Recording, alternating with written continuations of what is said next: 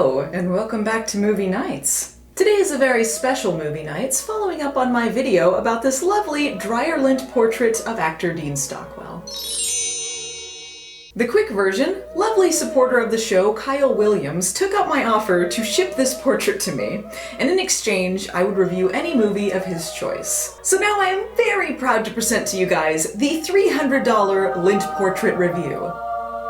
So what movie did he pick? Well, here's the moment of truth. Are you guys ready to get airborne? It's the most exciting movie about skating in Cincinnati you'll ever see. He's just gonna be watching over my shoulder this entire review.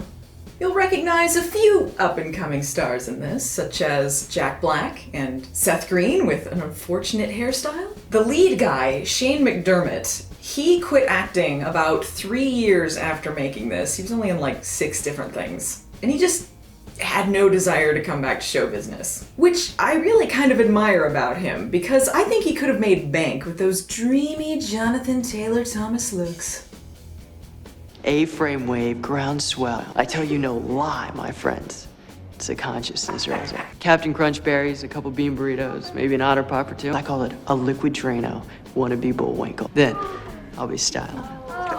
Styling? What? Whoa, don't say this movie doesn't try too hard to be totally radical, guys! Oh, Slash, you dog. If you look at the cover, you'll see that there's an emphasis about flying. Man wasn't meant to fly, kids were. Mitchell became the most popular guy on Earth once he took to the sky. This movie has nothing to do with flying. At all. Not relevant.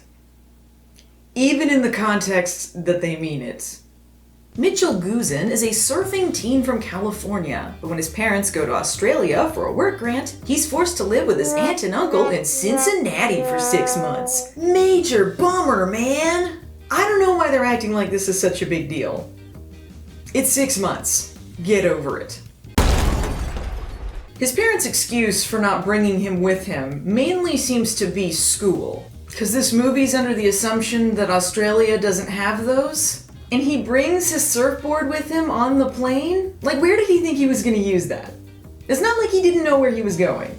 I don't go anywhere without my stick. It's my American Express card. Without it, I'm naked.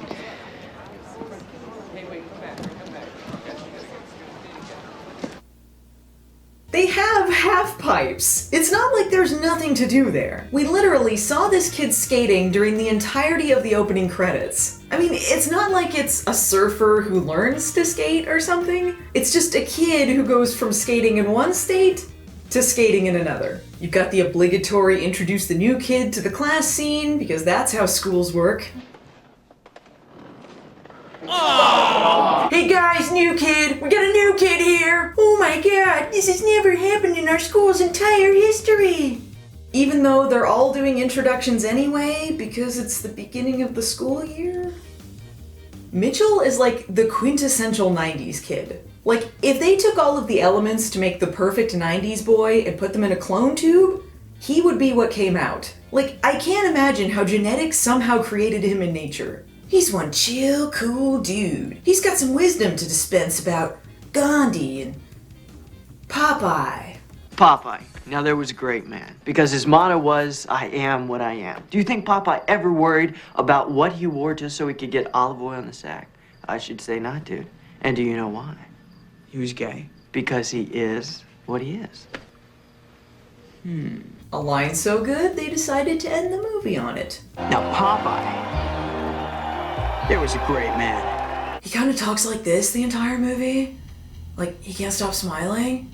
Everything's great, brah. Which is kind of an issue, because for the first third of this movie, he has, like, no real problems. Yeah, there's some bully dudes in his class, Pretty boy. Surfer.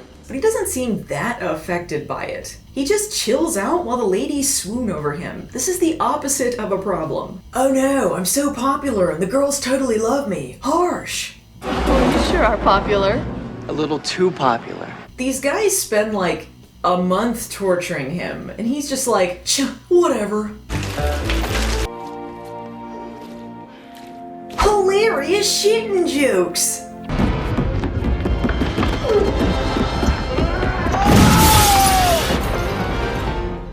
That's genuinely hilarious, though. We've got 3 different bullies here, by the way. There's the asshole with Jack Black, there's the asshole he ran into in the hallway, and then there's the bigger asshole than any of them. Biggest asshole is the leader of the Preps, who seems to be one of those, 30-year-olds who pretends to be a high school student for attention, but then later turns out to be an escaped Icelandic serial killer.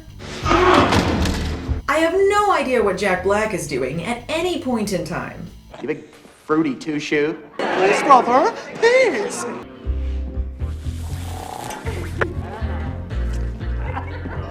Speaking of the bully kids, where are the adults in this universe? In one scene, the kids take over the class and start giving Mitchell some crap, and the teacher just watches this happen and does nothing? Does anyone here believe this, L.A. laid back horse poop?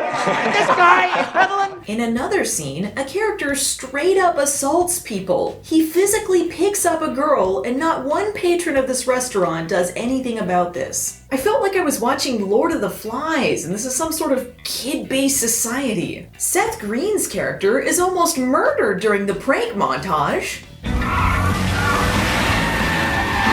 And someone try to justify this scene, where the surfer kid is knocked out during a crowded hockey game, and then just wakes up in the rink after everyone's left. Like, that entire crowd cleared out while he was unconscious. Just, did no adults watching this think to take him to a hospital? He has to have a serious concussion. Horribly negligent. And just to cement the 90s-ness of it all, we have a montage set to I'm Too Sexy. I'm too sexy for your party, too sexy for your party, the way I'm disco dancing. You think Seth Green still talks about this film? I bet it'd be a blast to watch with him. Also, can someone explain this line to me? Not in this lifetime. My dad shot her. It was weird. Who shot who? Eventually things start becoming a problem when Mitchell falls for the sister of one of the bully kids. And he does this speech about how he won't fight with him because he follows Gandhi's message. And also he's only there for 6 months, so it doesn't matter. Which is 100% true. But apparently this is a huge insult to the sister character. But he's not wrong. What did they expect was gonna happen with this relationship? But that might work out better for her in the end, because he might actually be crazy.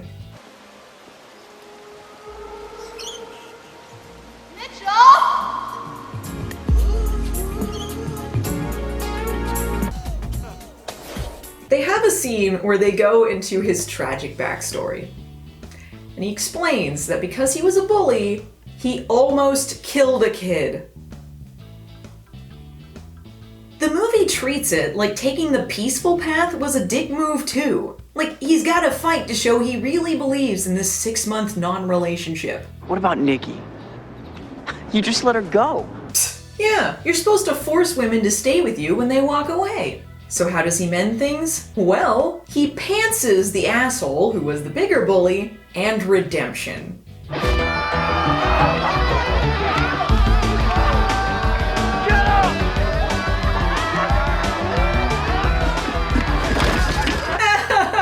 That kid getting pantsed is the funniest thing I've ever seen in my life! God, I hate Cincinnati! Yay, I like you again!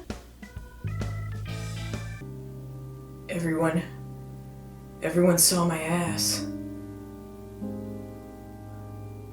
I have nothing to live for.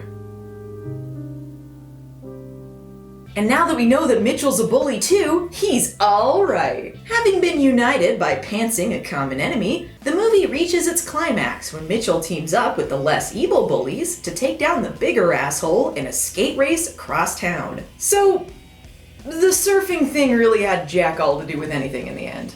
It's clear that this race is meant to be the big showpiece of the movie, but the thing is, it's not. It's boring. It goes on for an eternity and a half, and you keep checking your watch waiting for something extreme to happen. And that's gonna take up about the last 15 minutes of the movie. Cowabunga dudes! But whew, that's a load off my mind, because that's 15 minutes I can shave off of my review watching time. Mitchell helps up the biggest asshole, and they finish the race together. But he was still throwing guys into the river. It's not like he was that nice of a guy. But I'm glad he got together with his girlfriend and promptly broke up with her 6 months later when he went home, his life unaffected by everyone he met. It's really sort of an oh by the way in his life. In the end, was this a story that really needed to be told? No. But was it extreme and radical to the max? Also no. It seems the idea here really only went so far as sports. But if you're a fan of 90s nostalgia and you want to see some big actors and some funny early roles, it was a good watch. And I was never bored by it. I felt like I was a kid again. Thanks, Kyle. Your choice of movie was a total slam dunk. So rock on, give it a watch, and get airborne.